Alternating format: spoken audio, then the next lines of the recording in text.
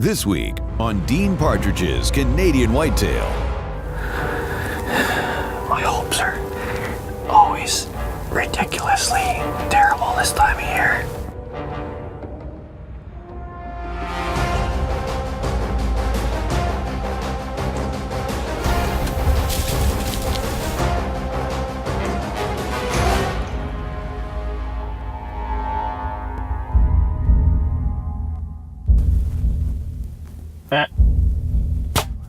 Just a fantastic, rubbed off, broke off, heavy, massive old buck.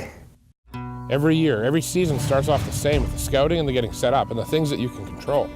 What happens after that can often be outside of your control. Stands can go dead, conditions can change, and a deer's travel patterns can change as well. And often stands that we set up in the summer or the early fall are never hunted for those reasons just because things have changed. But little did we know earlier this year when we headed in to set up on a big old 9-point that we had a ton of history with, what a role these little changes would have in Jason Peterson's hunt for that buck.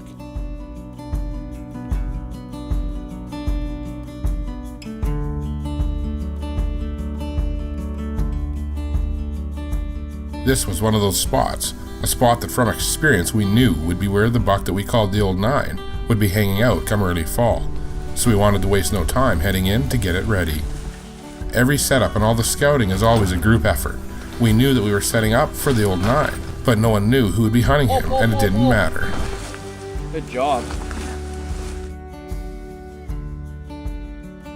What do you got? Snake. What kind of snake? A dark snake. Is it a short snake? No, it's a long one. Throw that in that blind with feet there. No. Yep. No. Yep. No. Yep. You'll take that snake and... Okay, let him go now, bud. Why? I want to... No, you're not keeping him. Let him go now.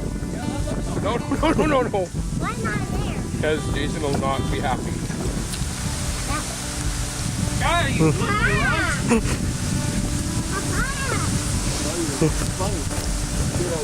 And with every new setup is a new adventure. Sometimes something as simple as a garter snake can help motivate the kids, like my son Magnus here, into staying in the outdoors.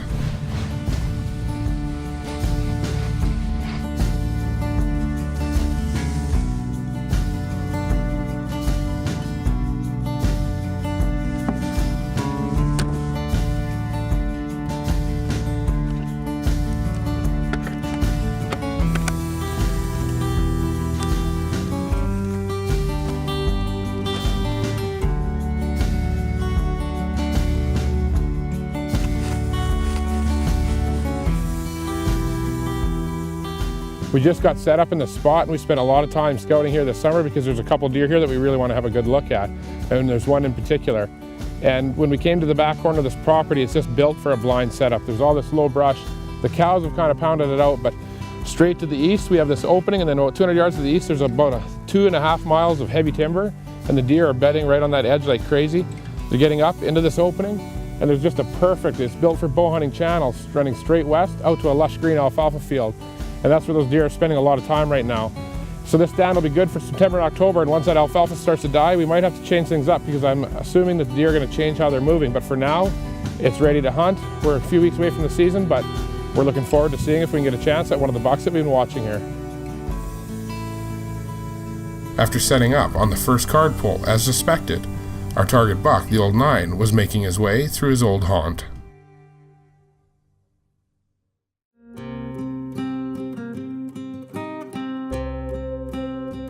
Opening day, Jason's heading in to sit for the Old 9 with high hopes. The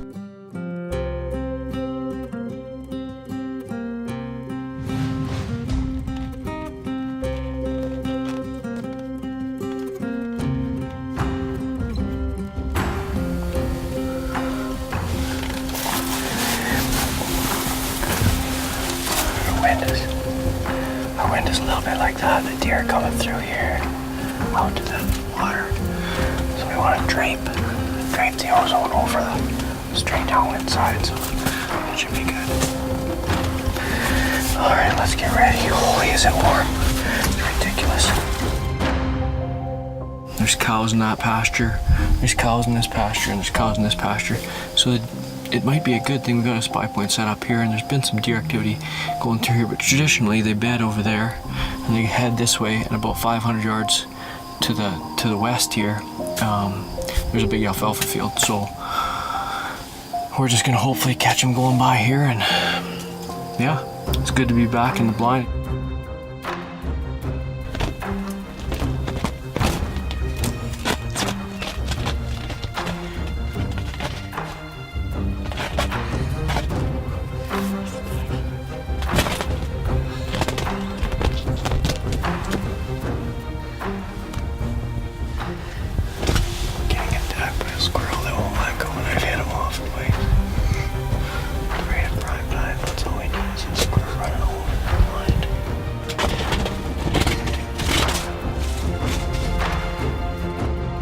It turns out that a squirrel is the least of Jason's worries as a coyote chases this young buck past his blind.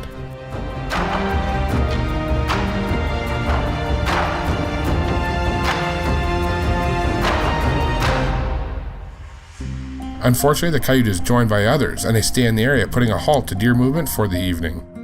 As Jason mentioned, there were a lot of cows, and little did he know, walking out that evening, that it would be one of the last evenings he'd hunt that spot all fall.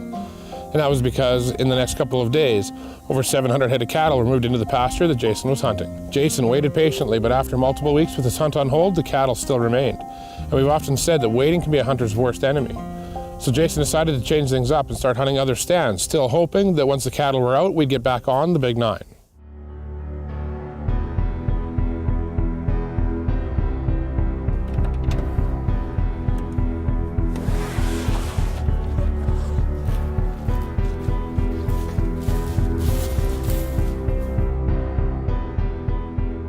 Heading into a new stand is not easy when you've been forced out of where you want to be hunting after the deer that you want to hunt. I've been there, and sitting in that blind getting ready, your mind is still with the buck that you wish you were hunting.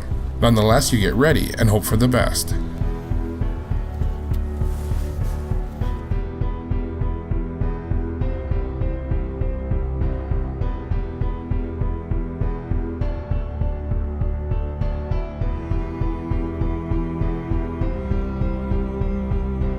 After a long, slow evening, it's not until last light that Jason has his first encounter. A great deer, a long beam, tall tined 5x5, a deer that we know to be just too young, and that we hope survives the season.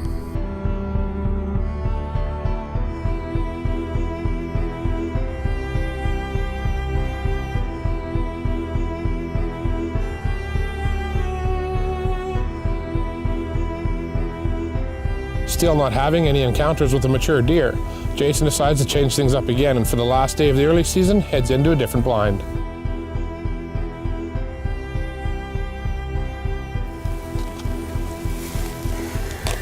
Well, we're gonna go into a different spot.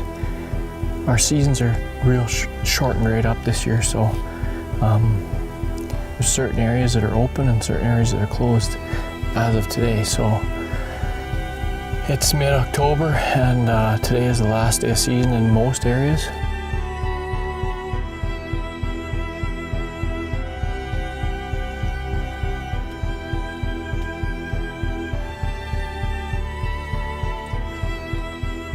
As the deer begin to move, Jason has another encounter with a good buck, again just too young, but gorgeous to see and be able to film.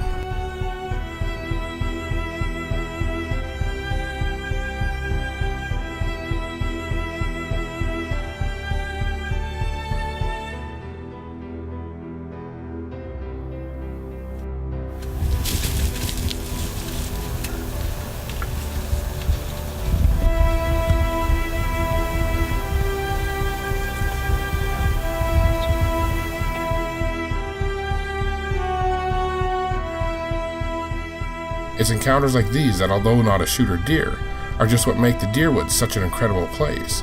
And as slow as Jason's hunt is going, there's still nowhere else in the world that we'd rather be.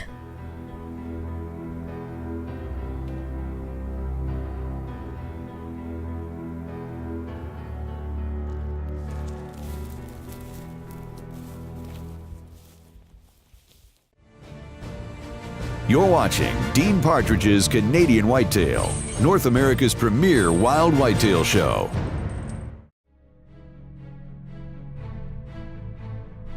Early season was over now, and with 5 weeks until late season was set to open, again we decided not to wait. And while Jason headed off to hunt mule deer, I headed in to adjust the blind that we had originally set up for the big 9, hoping by pinching up in the deer's travel route to a spot with a little bit less pressure would provide Jason with a late season encounter. Unfortunately, we didn't get a lot of chance to hunt it here earlier in the season. We got it set up early, but between the the ranchers moving cattle through and bad winds, we only had a couple nights to sit in here. We got our pot back up in the new spot. Stevie's just putting some brush. We salvaged some brush from the old blind, and we'll put some dead logs against here just so it kind of fits in. But we're back into the heavier timber where these deer move when they get pressure, and they get plenty of pressure out on that front end because it's a public hunting area. So a lot of guys driving around with rifles, a lot of guys walk through there and push bush. So it actually works in the favor because the more pressure that those deer get, the better the hunting back up in here get. As the deer move back here, those bucks run this fence line looking for does, and we're ready to rock.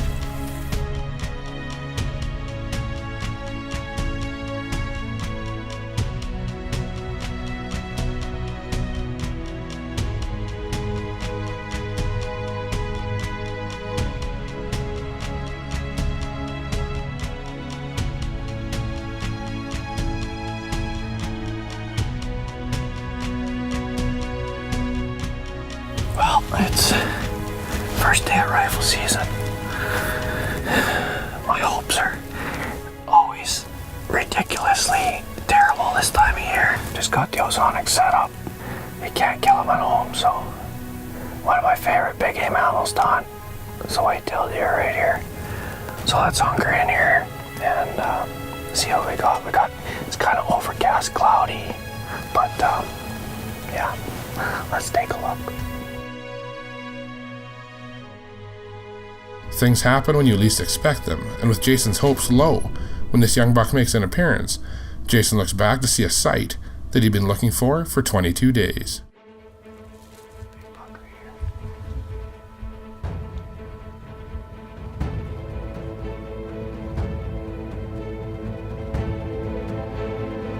The big 9 was coming, and wasting no time closing the distance.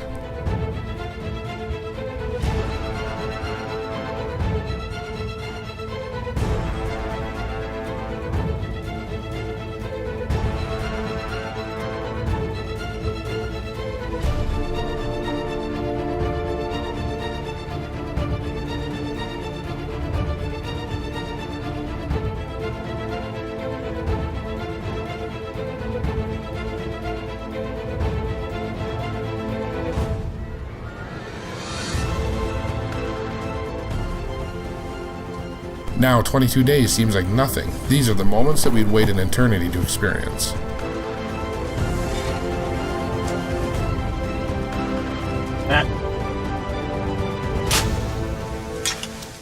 Welcome to this week's Canadian Whitetail Scouting segment. Locate, learn, set up,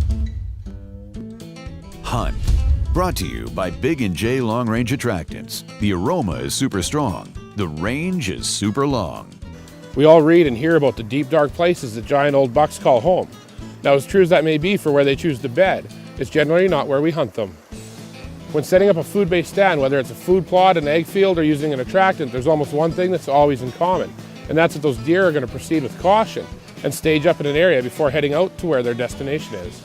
The areas that the deer will stage up in are the areas that they feel most comfortable, and that's not thick, congested, brushy areas, it's open areas where they can see.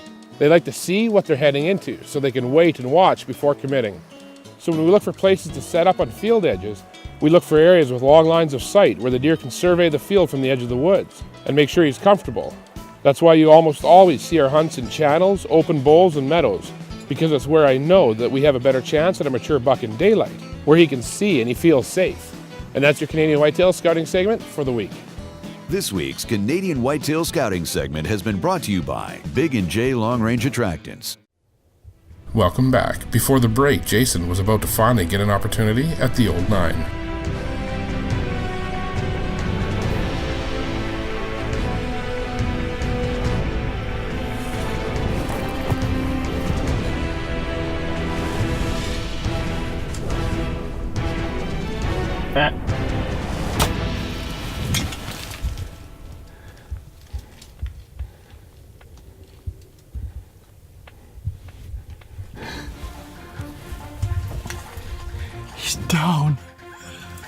I just shot the big 9. Oh, yes. Here's the arrow. He's down.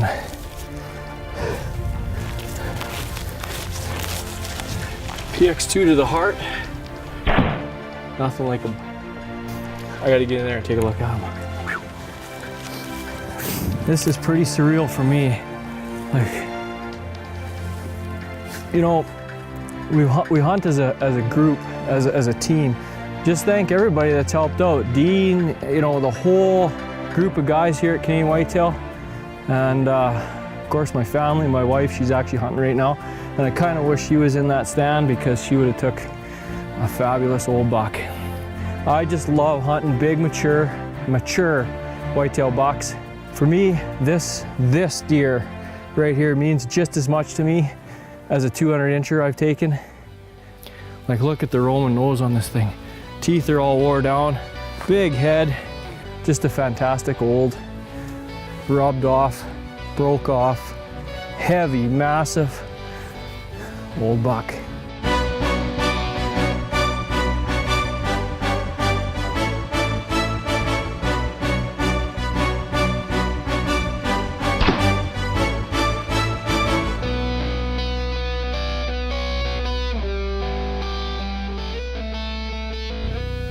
Probably my favorite quote is from Robert Frost when he said, "Two roads diverged in a wood, and I took the one less traveled by, and that has made all the difference."